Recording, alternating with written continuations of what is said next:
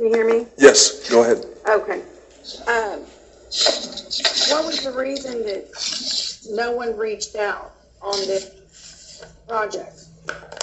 My understanding from the last meeting was that no one, not the developer or anybody from his team, reached out to let us know that the deadline had come and gone and there was no extension requested from their side of it.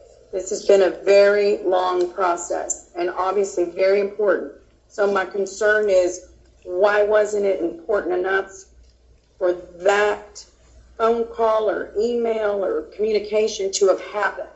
Do we know this? Peter? Let me turn this down.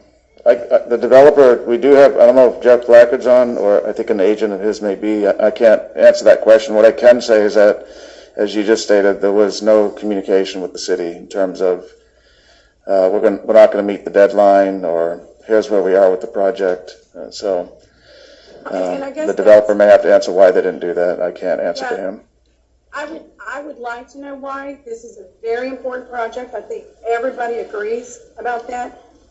But if it's as important as it's been made to be throughout all these months, and no one reached out to us to say, hey, we're not going to make this deadline because of very valid reasons. I agree.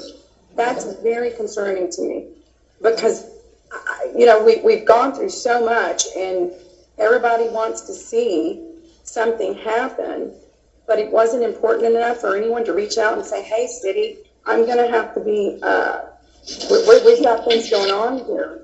So I'd like to know. I really would. I would like to know. I would like staff to please ask and find out, why was there no communication to us? I mean, we're moving forward regardless, but it's important to know why no one reached out to say, we're not going to meet this deadline. We care about this, and this is why.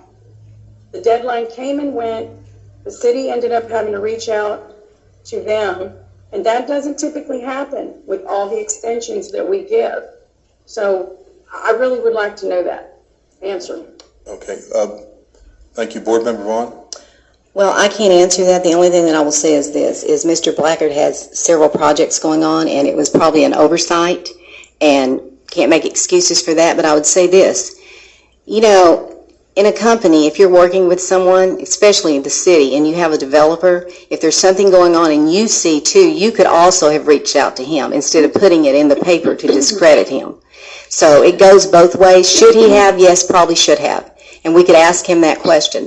But I don't think, it doesn't make any difference to me because I know he's going to do the project if we get the information that we need to, because the city doesn't have the information that he needs to do his complete project either.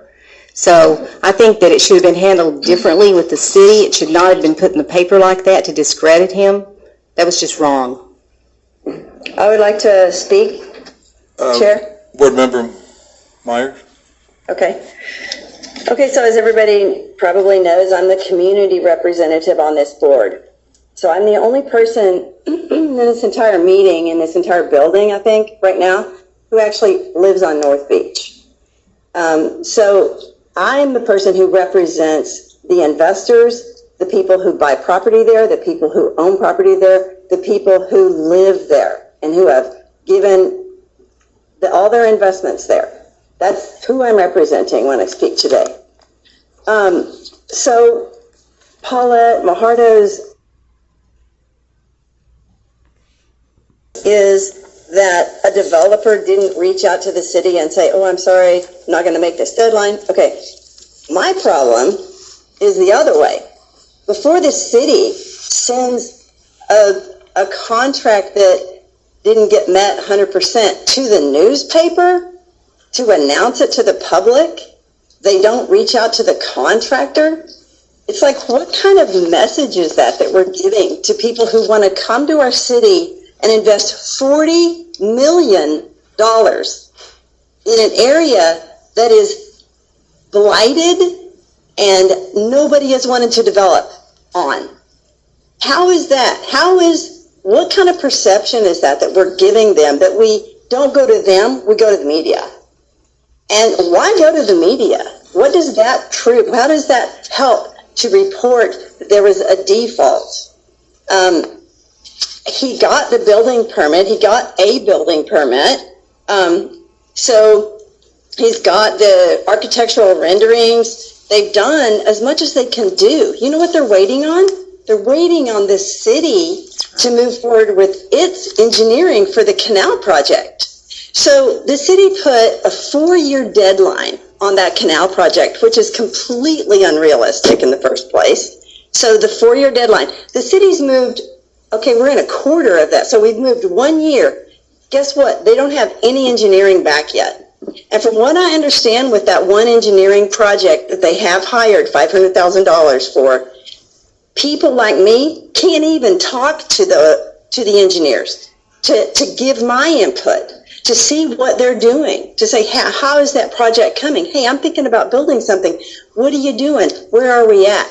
So there's written into the contract, which is also really weird. Why would you do that if someone wants to build a $40 million hotel?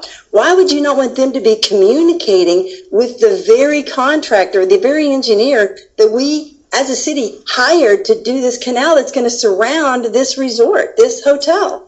So that's a nitpicky argument to say they should have called the city. And I think we should have been proactive and helped them in any way that we could. And Exactly. I am disappointed in our city and how they're treating North Beach in general and this contractor in particular.